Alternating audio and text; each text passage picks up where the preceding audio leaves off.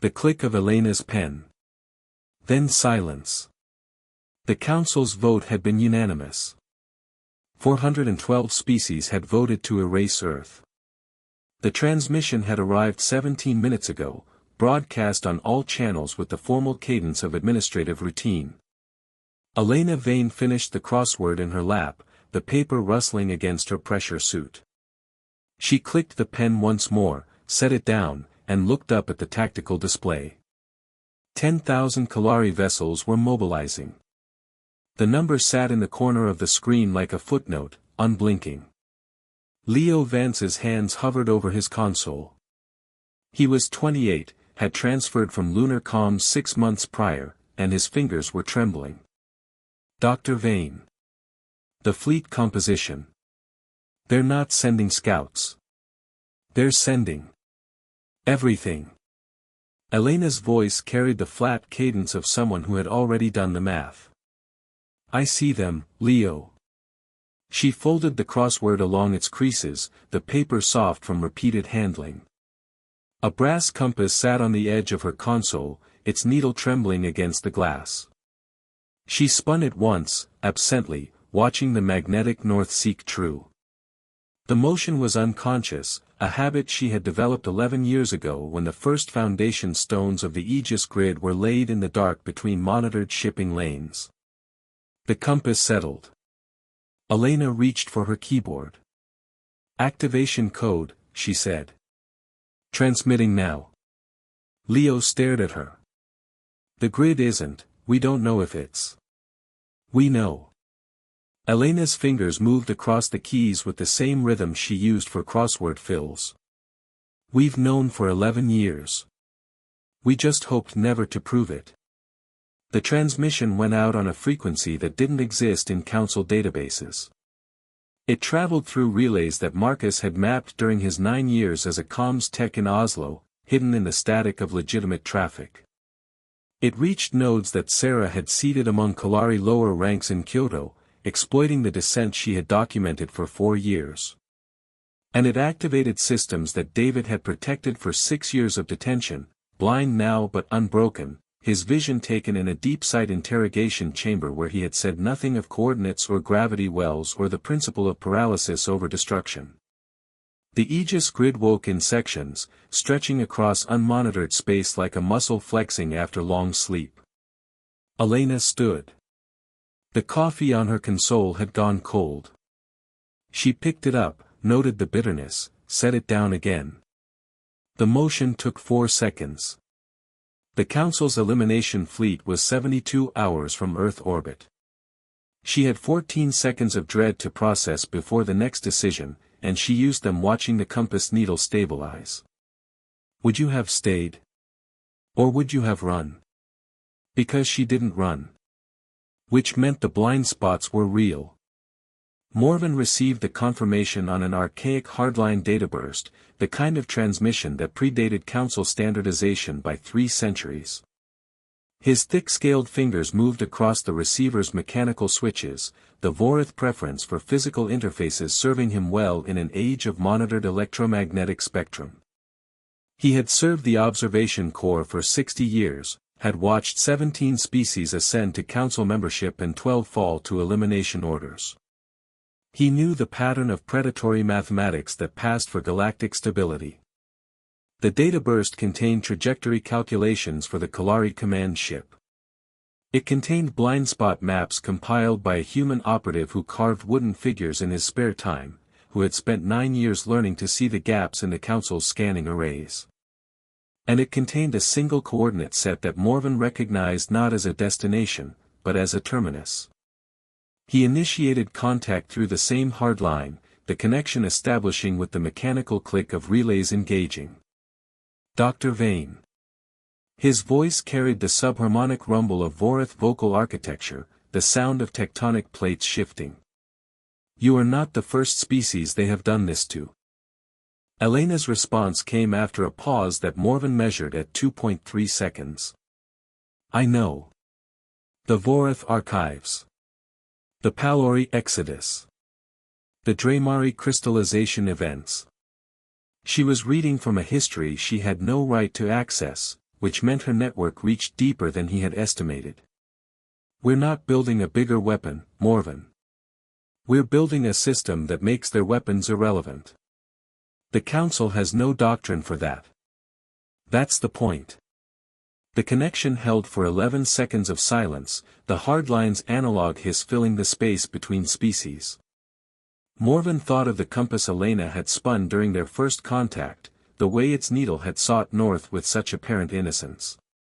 He had catalogued it as human sentimentality, a primitive navigation tool in an age of stellar positioning. Now he wondered if it had been something else entirely. A reminder. A promise. A direction held in reserve. "I am sending you the command ship's exact trajectory," he said. "And the locations where their scanning arrays cannot see. You understand what this costs me. I understand what it cost David." Elena's voice had shifted, the flatness gaining texture. 6 years. No vision. He never gave them the grid's location. He gave us time.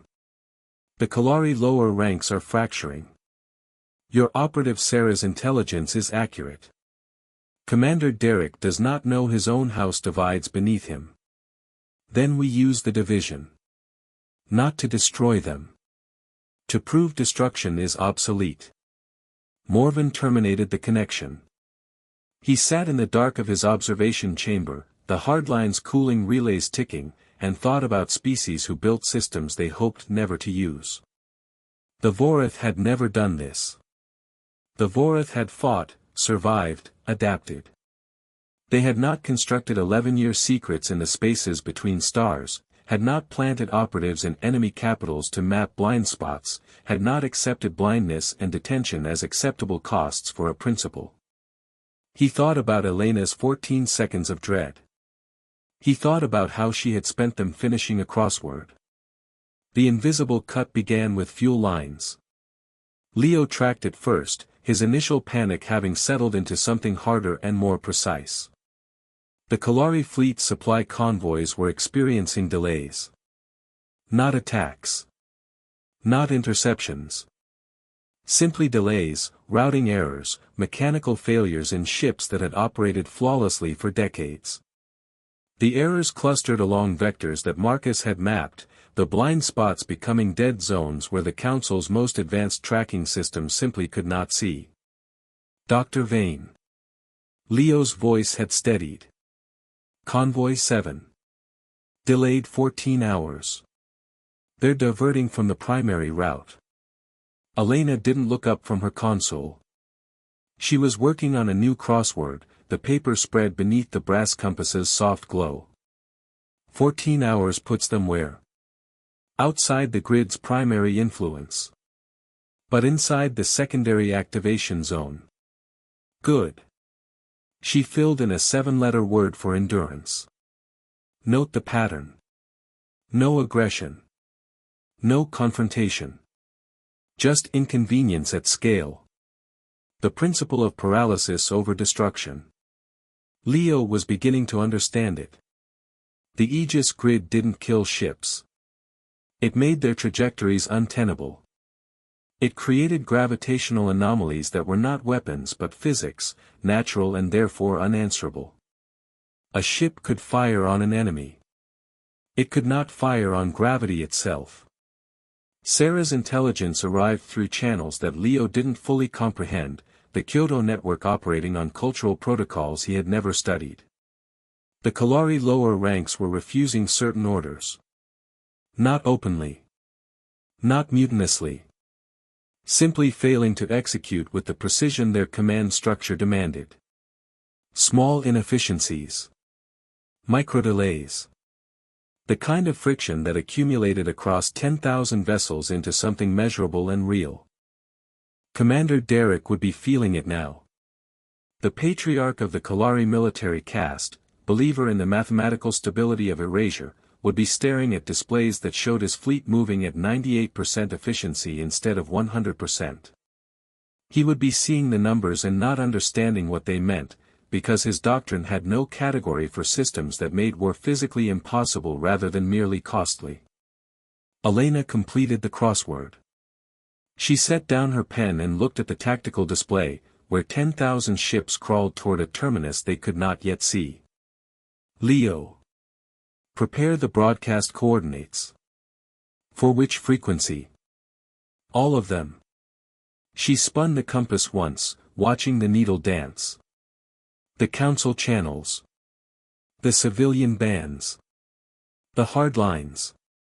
Every species that voted should see where their fleet is going. And every species that didn't vote should see what happens when you try to eliminate a species that spent 11 years learning your blind spots. The compass settled. North was still north. But Elena had stopped looking at the needle's direction. She was watching the glass case, the brass housing, the object itself. A paperweight. A tool. A promise kept in reserve for a moment that had finally arrived. The gravity well test was not a weapon. That was the critical distinction, the doctrinal impossibility that would break Commander Derek's comprehension. Elena had designed it herself, 11 years ago, when the Aegis grid was still theoretical and David had not yet been captured, when Marcus was only beginning his woodcarving hobby that would eventually map the Council's scanning arrays with such precision. The test used existing stellar mass, existing gravitational fields, existing physics. It simply arranged them in configurations that no natural system would produce, creating zones where acceleration became impossible without structural collapse, where momentum carried ships not forward but inward, where the mathematics of trajectory broke down into something that resembled capture more than combat. The test had lasted 6 seconds. A single unmanned probe, launched from a hidden node, had entered the zone and stopped. Not destroyed. Not damaged.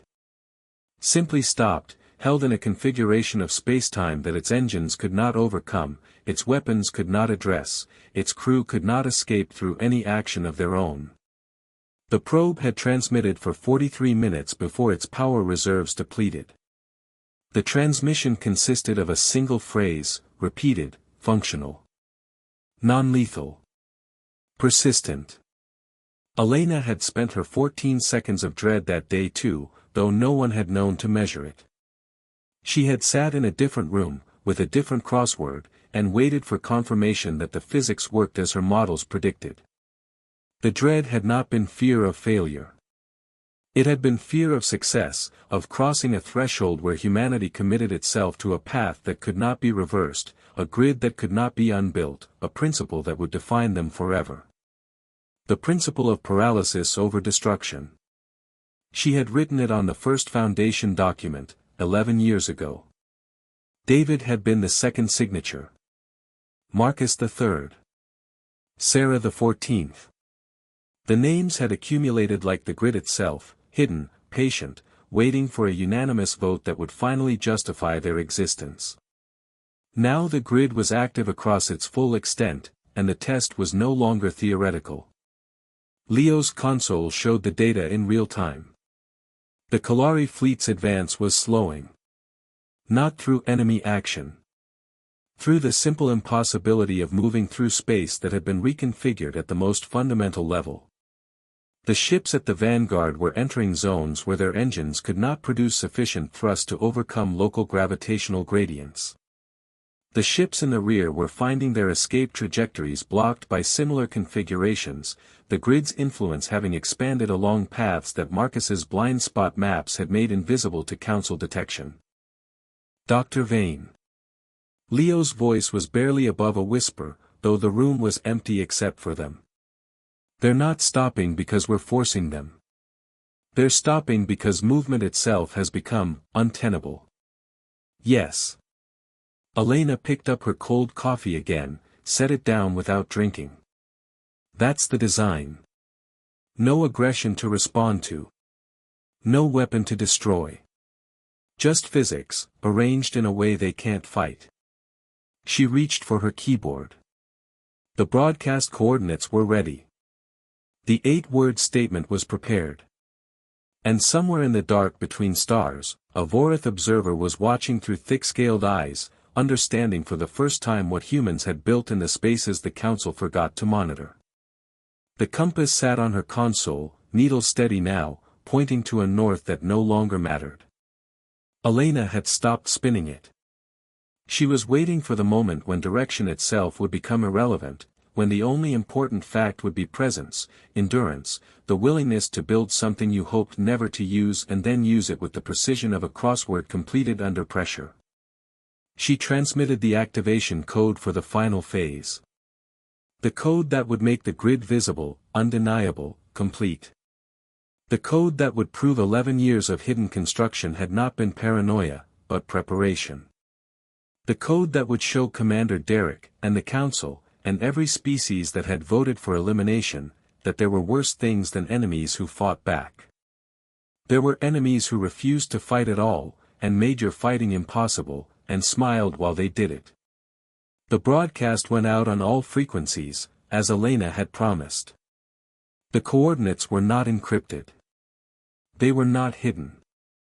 They sat in open transmission, available to any receiver capable of parsing standard stellar positioning, and they showed exactly where the Kalari fleet was, exactly where it could not go, exactly how thoroughly its trajectory had been anticipated and neutralized.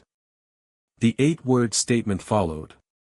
Elena had composed it herself, years ago, during the theoretical phase when the grid was still a proposal and the principle of paralysis over destruction was still a philosophy rather than a physical fact. She had refined it across 11 years of crosswords, of waiting, of dread that came in 14-second intervals and passed like weather. The coordinates you seek are where you are. That was all. No threat. No boast. No explanation. Simply a statement of positional fact that carried within it the complete negation of Kalari military doctrine. You are already where you intended to go. You have already arrived at your destination. And your destination is a trap that cannot be fought, only recognized. Commander Derek received the transmission in his command center, surrounded by displays that had always shown him the mathematics of victory. For eyes, the Kalari evolutionary adaptation for tactical awareness, moved across screens that no longer made sense. His fleet was not destroyed. His fleet was not damaged. His fleet was simply present in a configuration of space that made its purpose impossible to execute. He tried to issue orders. The orders were technically possible to transmit. The ships could technically receive them. But the physics of their position made execution impossible, and the physics were not enemy action, not aggression, not something his military training had prepared him to overcome. He had built his career on the mathematics of erasure. The stable galaxy required the elimination of variables that introduced unpredictability. Humanity was such a variable. The vote had been unanimous. The fleet had been dispatched.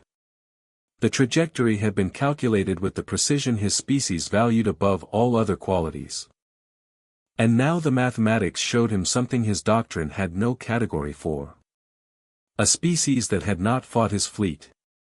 A species that had not destroyed his ships.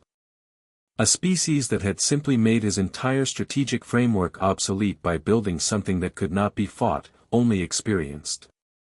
Derek's console showed the coordinates.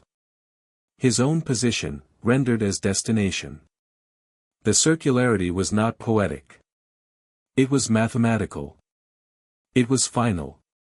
He sat in the stillness of his command center, for eyes blinking in the rhythm of a species that had never encountered an enemy who refused to be an enemy, and felt something that his language had no word for. Not fear. Fear had structure, response, action. This was the absence of structure. The absence of response. The absence of action itself as a meaningful category. The grid held his fleet. The coordinates proved it had always been capable of holding them. And the 8-word statement proved that humanity had known this, had built for this, had spent 11 years preparing for this exact moment with the patience of a species that solved crosswords while awaiting genocide authorization. Derek thought about the principle of paralysis over destruction. He thought about how his own military culture would have built a bigger weapon, would have sought decisive engagement, would have turned the confrontation into something that could be won or lost through force. He thought about the blindness of that approach, the strategic poverty of assuming that all conflicts were zero-sum, that all enemies could be addressed through the application of sufficient violence. He thought about David, the human operative who had been detained for 6 years, who had lost his vision to interrogation techniques that Derek had approved, who had never revealed the grid's location despite having every biological and psychological incentive to do so. He thought about what kind of species produced individuals who would accept blindness to protect a system built on the principle of making war impossible rather than merely survivable. He thought about Marcus, mapping blind spots through 9 years of comms tech cover, his woodcarving hobby producing figures that contained encoded coordinates in their proportions. He thought about Sarah, documenting Kalari descent with the patience of someone who understood that division was a resource, not merely a vulnerability. He thought about the 4,211 names that Elena had mentioned in passing, the roster of individuals who had built the grid in the spaces between stars, who had accepted that their work might never be known, who had prepared for a unanimous vote that they hoped would never come. He thought about the brass compass that Elena had spun during their first contact, the way its needle had sought north with such apparent innocence, and he understood finally that it had never been about direction. It had been about the willingness to hold a position. To maintain a reference point. To trust that north existed even when you could not see it, even when every display showed you surrounded by enemies who had voted unanimously for your elimination. The stillness in Derek's command center was not silence. It was the sound of doctrine shattering. The sound of a military culture encountering a strategic innovation that its entire framework could not process. The sound of 10,000 ships held in place by physics that could not be fought, only accepted. He sat with it. He had no choice. The grid allowed no movement, no escape, no resolution through the application of force. It simply held, patient and complete, the physical manifestation of a principle that humanity had committed to 11 years ago and carried through with the precision of crossword solutions and cold coffee and 14-second intervals of dread that passed like weather. Elena's voice came through on the same broadcast frequency, unencrypted, available to any receiver. She was not speaking to Derek specifically. She was speaking to the Council, to the species that had voted, to the species that had not, to the future that would form in the aftermath of this moment. The Stellar Accord will be proposed in 72 hours. It contains a single operational clause. Unilateral military action is physically locked by multi-species keys. The technology exists. The will exists. The names exist. She paused. The pause lasted 2.3 seconds, the same duration that Morven had measured in their hardline conversation. The first name read in the preamble will be David. He is 45 years old. He was detained in Austin 6 years ago. He lost his vision during interrogation. He never revealed the grid. The transmission ended. The coordinates remained on Derek's display, showing his fleet's position as both origin and destination, the circularity that Elena had designed into the confrontation from its beginning. He sat in the stillness. He had no doctrine for this. No training. No precedent in the 60 years of his command or the 400 years of Kalari military history. He had only the coordinates, and the grid, and the understanding that humanity had built something that made his entire purpose obsolete. The compass needle, he imagined, would be steady now. Pointing to a north that didn't matter, because the only direction that had ever counted was the willingness to stay. The reversal came not from Derek, but from his own ranks. Sarah's intelligence had been precise. The Kalari lower ranks were not merely inefficient. They were refusing. The refusal had no central coordination, no revolutionary structure, no ideology that Derek could identify and destroy. It simply accumulated, the friction of individuals who had watched their commander's fleet paralyzed by physics rather than enemies, who had understood before their superiors that the mathematics of erasure had encountered a mathematics of persistence that it could not solve. Leo tracked it on his console. Individual ships, then clusters, then entire battle groups, dropping from the command network. Not attacking. Not fleeing. Simply ceasing to participate in a structure that had become meaningless. The grid held them all equally, but some chose to be held in silence rather than in service to a doctrine that had been proven obsolete. Dr. Vane. Leo's voice carried something that might have been awe, or might have been fear, or might have been the recognition that the boundary between those states was less fixed than he had believed. The Kalari command structure is fragmenting. Not through our action. Through their own. Elena did not look up from her compass. She had stopped solving crosswords. The needle was steady now, pointing north with the reliability of a promise kept, but she was watching the brass housing, the weight of it, the way it pressed into the paper beneath it. They had no doctrine for a system that made their weapons irrelevant. So their weapons became irrelevant to them. Not through destruction. Through meaninglessness. She thought about David. 6 years in darkness, protecting a grid he could not see, built by hands he would never know. She thought about the 4,211 names that would be read in the preamble, the 48 minutes of speaking that would follow the Stellar Accords proposal. She thought about the first name, and the last, and the weight between them. The hard line clicked. Morven's subharmonic rumble filled the channel without preamble. The council is convening an emergency session. They do not understand what has happened. They are searching for the weapon that destroyed the fleet and finding nothing. Because there is no weapon. Elena's voice was flat, factual, the tone she used for crossword solutions and gravitational calculations. There is only infrastructure. Only physics. Only the arrangement of what already exists into configurations that make certain actions impossible. The Vorith delegation will support the accord. Morven's statement carried the weight of 60 years of observation, of 17 ascensions and 12 eliminations, of a species that had never before seen the pattern broken. We have never witnessed this. A species that prepared for elimination not by becoming harder to eliminate, but by making elimination itself impossible to execute. Tell them about David. Elena's hand moved to the compass, touched it, did not spin it. Tell them that the first name in the preamble belongs to a man who accepted blindness to protect a principle. Tell them that the principle was not resistance. Not survival. Not victory. Simply the refusal to participate in the mathematics of erasure, even at the cost of everything he could see. The connection held for 11 seconds. Then Morven spoke again, and his voice had shifted, the subharmonic frequencies carrying something that might have been grief, or might have been recognition, or might have been the understanding that those states were not different but continuous. The thick scales on my forearms are rising. This is a biological response to threat assessment. But there is no threat. Only transformation. I do not know how to process a transformation that carries no threat.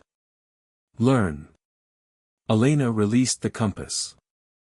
We had 11 years. You have 72 hours. The Stellar Accord was proposed not in the council chamber, but in the space where the council's authority had been most comprehensively broken. Elena chose the coordinates herself. The location was not symbolic. It was functional. The point in space where the Aegis grid's influence was most concentrated, where the gravitational configurations were most precisely tuned, where the Kalari fleet remained held in the paralysis that had become its permanent condition until the Accord's terms were accepted or the grid's parameters were adjusted. She transmitted the proposal on the same frequencies as the 8-word statement.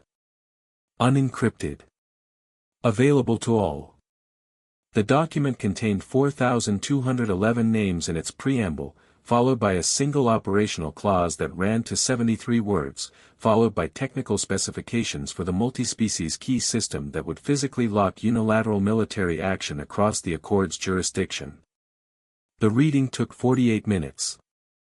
Elena had calculated this precisely. The names could not be rushed.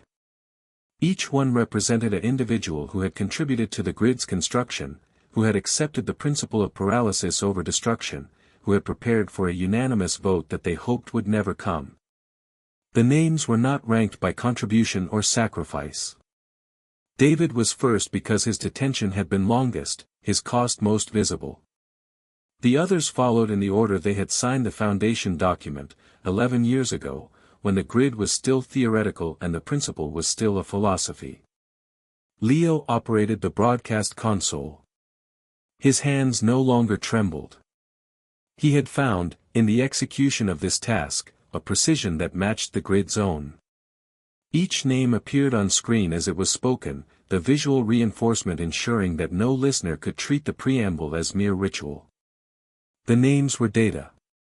The names were proof. The names were the accumulated weight of 11 years of hidden construction, made visible at last. Marcus. The comms tech from Oslo. 9 years mapping blind spots. His wooden figures, encoded with coordinates, had been destroyed when his cover was compromised, but the data survived in the grid's architecture. Sarah. The intelligence operative in Kyoto. For years documenting Kalari descent. She had transmitted her final report 12 hours before the vote, her network's last contribution to the trap that would hold the fleet. David. 45 years old. Austin. Detained 6 years. Vision lost to interrogation techniques approved by Commander Derek. The grid's location protected through blindness and pain and the refusal to make war possible even when war was being waged against him. The names continued. Elena did not watch the broadcast. She stood by the viewport, the brass compass in her hand, feeling its weight as the preamble accumulated its 48 minutes of speaking. The compass was not pointing north now. It was pointing nowhere, its needle free in her palm, disconnected from magnetic field and true direction. She had removed it from its housing, broken its function, transformed it from tool to object to weight. This was the transformation that the Echo object required. From navigation to memorial. From direction to presence. From the seeking of north to the holding of position, regardless of where north might be. She thought about the principle of paralysis over destruction. She thought about how it had sounded 11 years ago, theoretical and fragile, a philosophy proposed by engineers who had no military training and no political authority. She thought about how it sounded now, proven and implemented, the physical fact of 10,000 held ships and a council scrambling to understand what had happened to their doctrine of erasure. The preamble ended. The operational clause began. Elena did not listen to the words. She knew them by memory, had composed them herself, had refined them across 11 years of crosswords and cold coffee and 14-second intervals of dread. The clause was simple. Unilateral military action was physically locked by multi-species keys. The technology existed. The will existed. The names existed. The vote would not be unanimous this time. The Vorith would support. The Palori, survivors of their own crystallization event, would support. The Draymari, whose ancestors had been eliminated before the Council's current structure, would support. Others would follow, not from conviction but from the recognition that the grid made opposition physically untenable, that the mathematics of persistence had proven stronger than the mathematics of erasure. Elena closed her hand around the compass. The needle pressed into her palm, harmless, useless, complete. She had spent 11 years spinning it, watching it seek north, trusting that direction existed even when every display showed her surrounded by enemies who had voted unanimously for her elimination. Now she held it without direction, and the absence of direction was the point. The grid did not point. The grid held. The grid made movement impossible and presence inevitable. The grid was not a weapon but a statement, not a threat but a fact, not a direction but a position maintained with the patience of crossword solutions and cold coffee and the willingness to build something you hoped never to use. Commander Derek came to the Accord signing. Not as representative of the Kalari, who were still processing the fragmentation of their military culture. Not as negotiator, for there was nothing to negotiate. Simply as witness. As the individual who had commanded the fleet that the grid had held, who had encountered the principle of paralysis over destruction in its most implemented form, who had sat in stillness while his doctrine shattered around him. He found Elena by the viewport. She was alone, as she had been throughout, the solitary engineer who had designed a system that made systems irrelevant. The brass compass sat on the console behind her, removed from its housing, needle-free in the case. He recognized it from their first contact, the object she had spun with such apparent innocence while transmitting coordinates that would trap his fleet. "You built something we cannot fight." His 4 eyes moved across her face, searching for the quality that had enabled this construction. "Not because it is stronger. Because it is different. We have no category for different. We built something we hoped never to use." Elena's voice carried the flatness he remembered, the tone of crossword solutions and gravitational calculations. That was the hard part. Not the physics. The patience.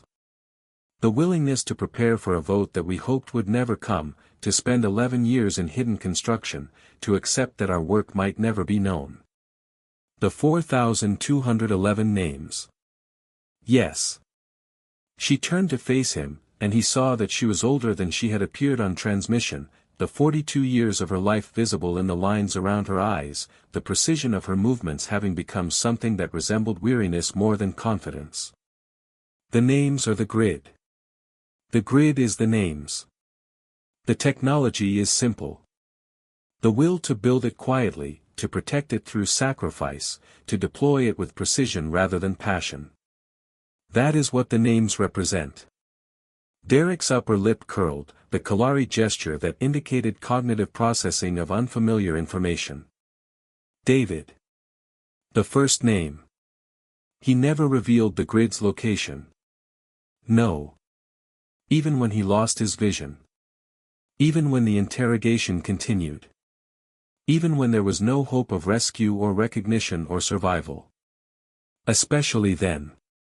Elena picked up the compass, held it without spinning it, the needle motionless in its case. The principle of paralysis over destruction is not about preventing harm to ourselves. It is about refusing to participate in the mathematics of erasure, regardless of cost. David understood this. He accepted blindness to protect a system that would make war impossible, not because he would benefit from it, but because the possibility of war itself had to be addressed at its root. Derek looked at the compass. He looked at the viewport, where the held fleet was visible as points of light against the dark, 10,000 vessels waiting for the grid's parameters to be adjusted or the Accord's terms to be accepted.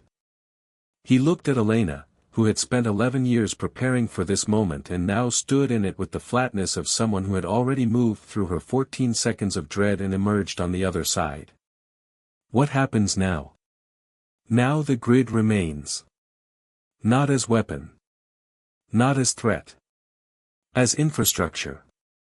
As the physical manifestation of a principle that has been proven to work. She set the compass down, needle still, directionless, complete. The multi-species keys will be distributed. The technology will be shared. Any species that wishes to build similar systems will be assisted. The mathematics of erasure will continue to be proposed, by those who believe in stable galactic order through elimination of variables.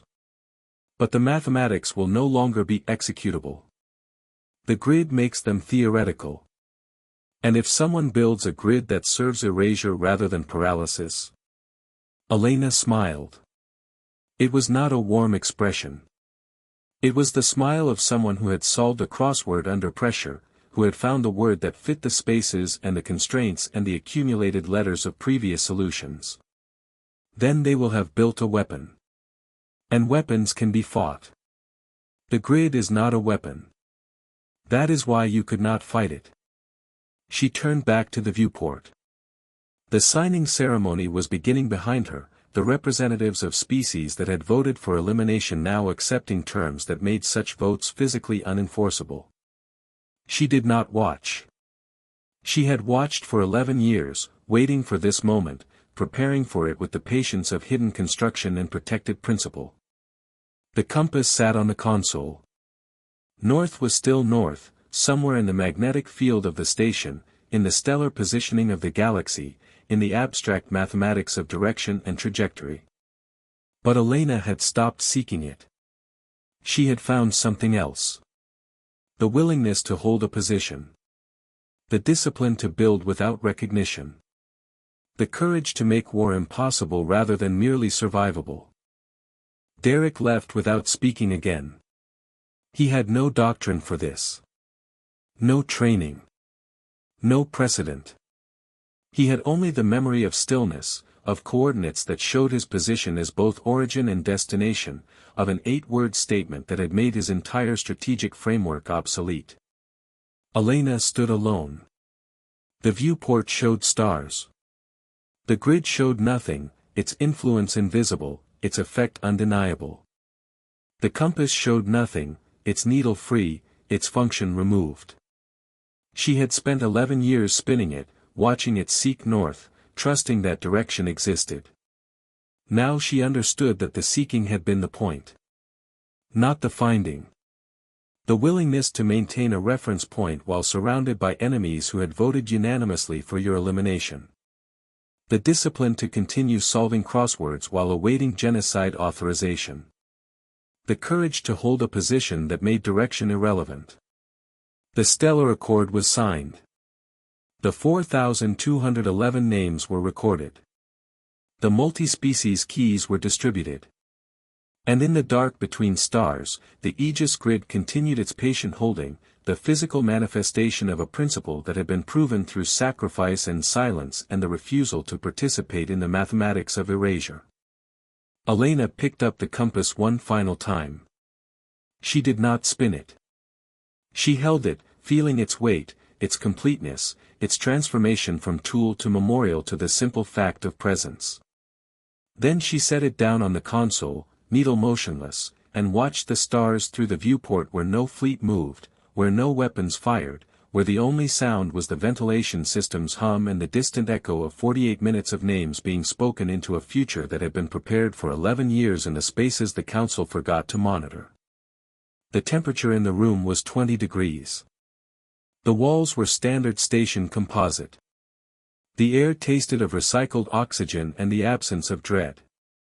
Outside, the stars continued their indifferent burning, and the grid continued its patient holding, and the compass continued its motionless pointing to a north that no longer mattered, because the only direction that had ever counted was the willingness to stay.